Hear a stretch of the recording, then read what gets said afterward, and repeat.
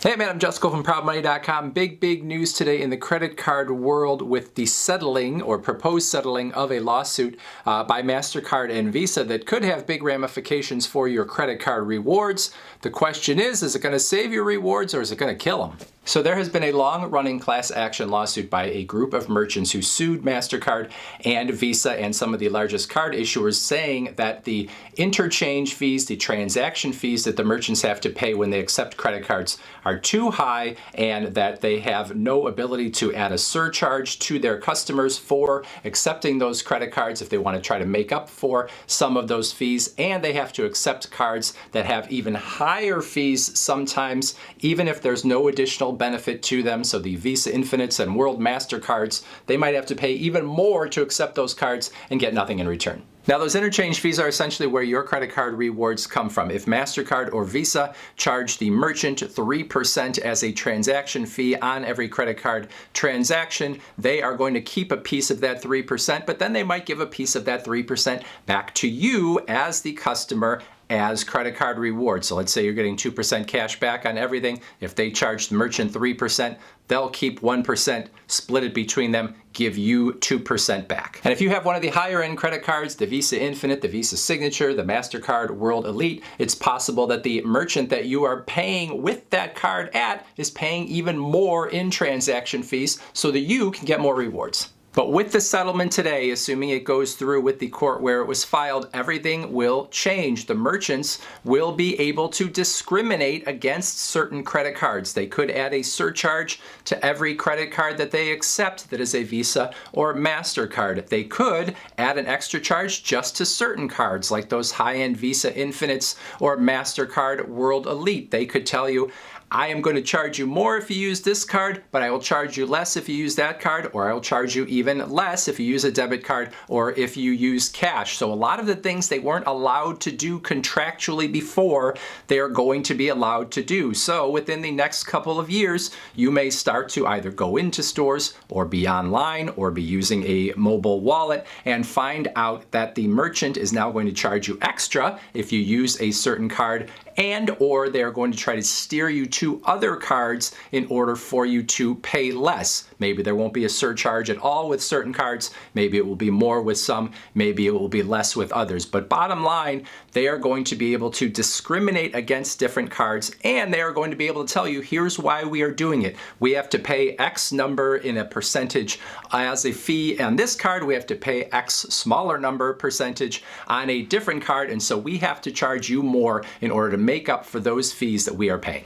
Now, also as part of the proposed settlement, those transaction fees on merchants are going to be lowered a bit, and they're going to be capped for a certain period of time. So first off, they are going to be lowered by a minimum of 4 basis points, which for example would mean like 2.9% might be their average now.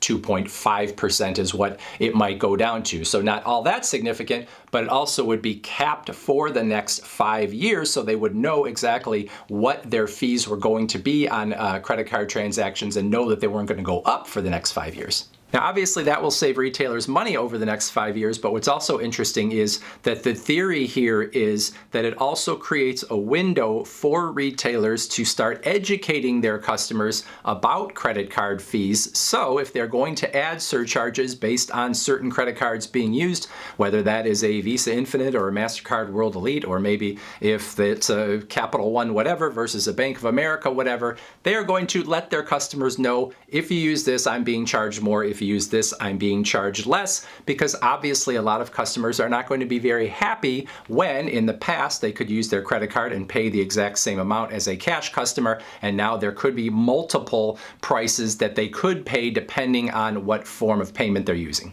So that is the proposed settlement, assuming that the court approves it, which I think they will because Mastercard and Visa have given up a lot here. What are the potential consequences in general and to your credit card rewards? Well, first off, there is some credit card legislation that is out there right now that is sort of going after these merchant fees that I'm thinking might get killed by the fact that Mastercard and Visa have made this big settlement with these merchants. And my guess is the reason they made this big settlement is that that they would rather dictate some of those terms themselves, even if it's not good for them, than have to wonder what the government is going to do to them if they manage to pass legislation. So I'm guessing that legislation will go away. So if the proposed settlement goes through, what happens to your credit card rewards? Well, they probably don't go away, but how they are paid for might be different and not to your liking, because they might be getting paid for by you, which might defeat the purpose of having credit card rewards to begin with. So if a retailer is allowed to charge you extra for using a certain credit card,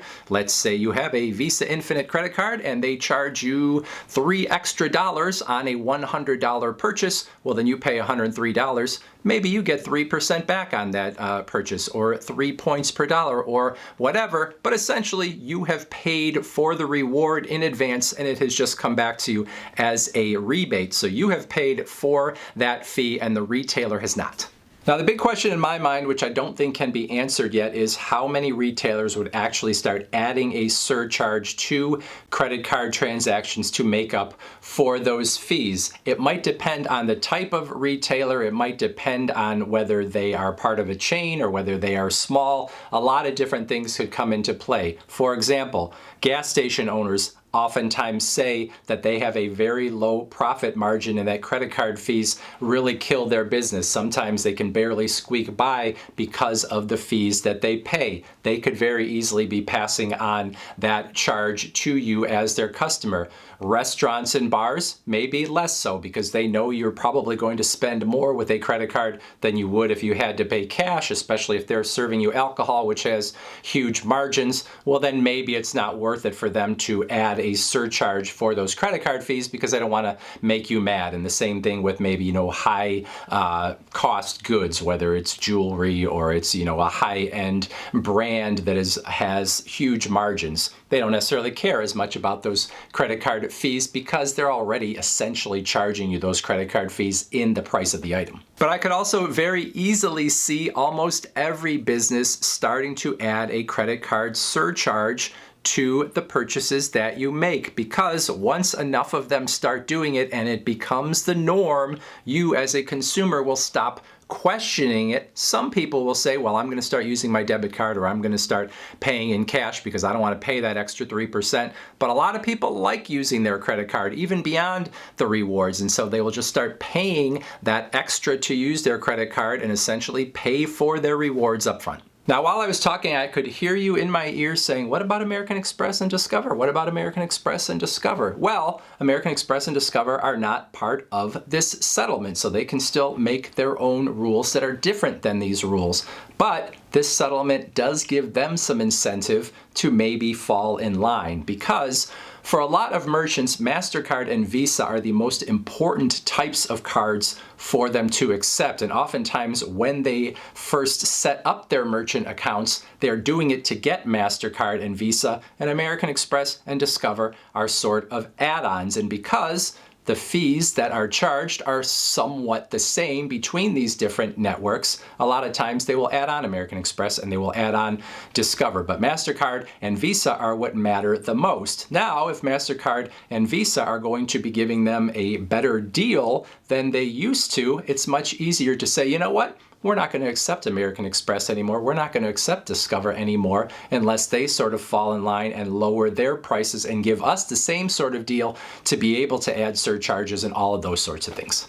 Finally, in theory at least, this settlement is supposed to lower prices for everyone because Mastercard and Visa, and maybe American Express and Discover, will have more incentive to keep those merchant fees low because they don't want the merchants to start adding surcharges based on credit card usage if that's going to make credit card usage go down and hurt them. So they would rather have you continue to use your credit card and there not be any extra fees on those credit card purchases, and so they have incentive to work with the merchants more. And so if the merchants are paying less in transaction fees, well then they are less likely to jack up prices to you. I don't know if I buy that, but that's the theory.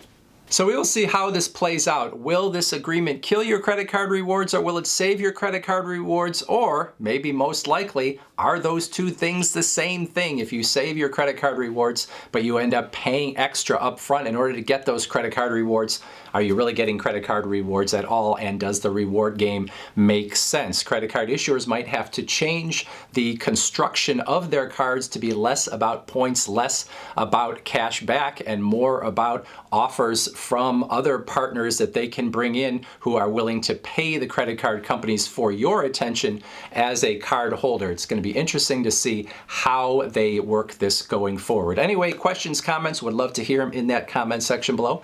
Otherwise, I thank you for watching, and as always, please go to proudmoney.com where we do credit card reviews, we talk personal finance, we talk deals, and all sorts of other fun stuff too. If you're not leaving a comment or going to the website, the next video you want to watch, I am positive, is right there.